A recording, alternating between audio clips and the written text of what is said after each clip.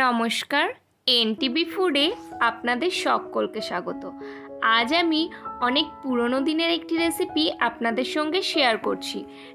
রেসিপিটি তৈরি করার জন্য আমি সবার প্রথমে কড়াইয়ে 2 চা চামচ পরিমাণ ঘি দিয়ে দিচ্ছি এবং তাতে দিয়ে দিচ্ছি কাজু বাদাম এবং কিছুটা চিনে বাদাম। এর মধ্যে আরও দিয়ে দিচ্ছি কিশমিশ।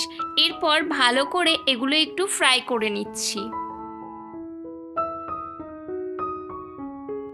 এগুলো একটু ভাজা ভাজা হয়ে গেলে এর মধ্যে আমি দিয়ে দেব গোবিন্দভোগ চাল। আমি চালটা কয়েকবার জল পাল্টে পাল্টে ধুয়ে নিয়েছিলাম এবং তারপর একটি প্লেটে ছড়িয়ে রেখে দিয়েছিলাম যাতে সমস্ত জলটা শুকনো হয়ে যায়। তারপর আমি এখানে এটা ব্যবহার করছি। চালগুলো আমি কাজু কিশমিশ বাদামের সঙ্গে ভালো করে একটু ফ্রাই করে নিচ্ছি। ভালো করে একটু নাড়াচাড়া করে কিছুক্ষণ ধরে ফ্রাই করে নেওয়ার পর তারপর এটা আমি তুলে রেখে দিয়েছি। এবার কড়াইয়ে দিয়ে দিচ্ছি খানিকটা তেল গরম হলে অ্যাড করে দিচ্ছি কেটে রাখা পটল। আমি এখানে দেখুন দুভাবে পটলটা কেটেছি, আস্ত করে কেটেছি এবং মাঝখান থেকে চিড়ে রেখেছি আর ছোট ছোট টুকরো করে কেটেছি। যে কোনো একভাবেও করলে হবে।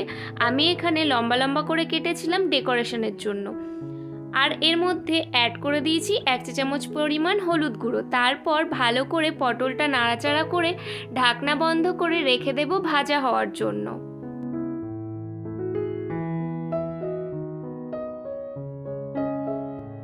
পটলটা ভাজা হয়ে গেছে। আমি মোটামুটি এখানে 70% মতো পটলটা ভাজা করে তুলে নিচ্ছি।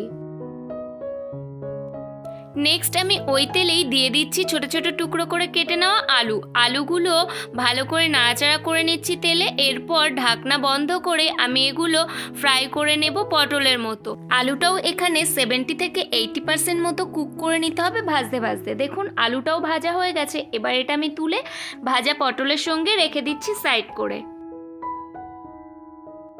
এবারে কড়াইতে দিয়ে দিচ্ছি 2 টেবিল চামচ পরিমাণ ঘি। এরপরেতে ফোড়ন দিয়ে দিচ্ছি 2টি তেজপাতা, 2টি শুকনো লঙ্কা, কয়েকটি দারচিনি, কয়েকটি লবঙ্গ এবং বেশ কয়েকটি এলাচ। তারপর দিয়ে দিচ্ছি 2টো জয়িত্রী এবং একটি বড় এলাচ। এবার ভালো করে সমস্ত কিছু একবার নাড়াচাড়া করে নিচ্ছি।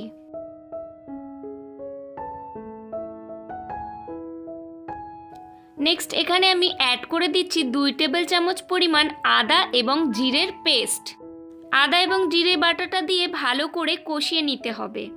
ভালো করে যখন কষানো হয়ে যাবে তখন আমি এর মধ্যে অ্যাড করে দিচ্ছি একটি টমেটো ডাইস করে। ওপর থেকে দিয়ে দিচ্ছি সামান্য একটু নুন যাতে টমেটোটা খুব তাড়াতাড়ি গলে যায়। এরপর আবারও ভালো করে সমস্ত কিছু নাড়াচাড়া করে একটু কষিয়ে নিচ্ছি যতক্ষণ না টমেটোটা গলে যায়। টমেটোটা যখন এভাবে একটু গলে আসবে তখন এর মধ্যে আমি অ্যাড করে দেব আগে থেকে ভেজে তুলে রাখা আলু এবং পটলটি। এরপর সমস্ত কিছু আবারও একবার মশলার সঙ্গে মিশিয়ে নেব। ভালো করে মিশিয়ে নিয়ে এর মধ্যে দিয়ে দিচ্ছি 1 চা চামচ পরিমাণ হলুদ গুঁড়ো এবং 1 চা চামচ পরিমাণ কাশ্মীরি লঙ্কার গুঁড়ো।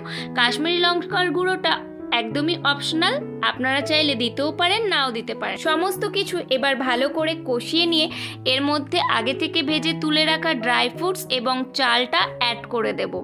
তারপর আবারও ভালো করে সমস্ত কিছুর সঙ্গে একটু মিশিয়ে নিতে হবে।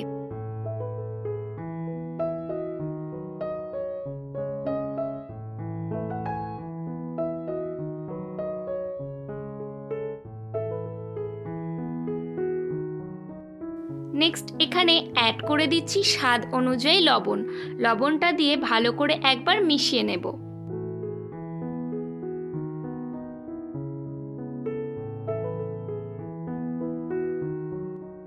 এরপর এখানে অ্যাড করে দিচ্ছি 2 চা চামচ পরিমাণ চিনি।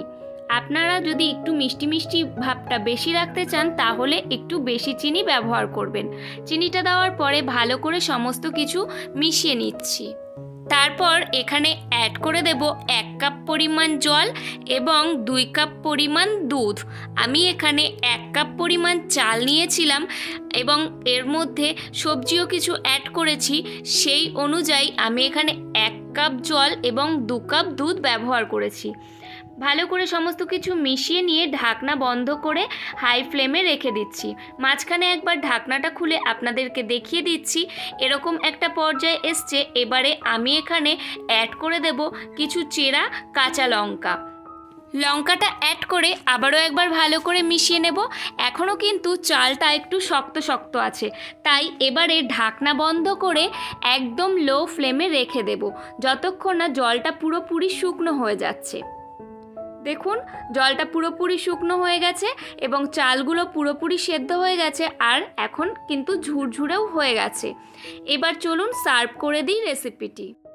সবসময় একইভাবে বাসন্তী পোলাও না বানিয়ে এভাবে কিন্তু চাল পটল বা পটল গোবিন্দ আপনারা নিরামিষের দিনে বা যে কোনো অনুষ্ঠানে বানাতে পারেন। আজকের এই রেসিপিটি আপনাদের কেমন লাগলো অবশ্যই আমাকে কমেন্ট করে জানাবেন, আর ভালো লাগলে একটা লাইক করবেন। দেখা হবে নতুন কোনো রেসিপি নিয়ে অন্য কোনো নতুন ভিডিওতে।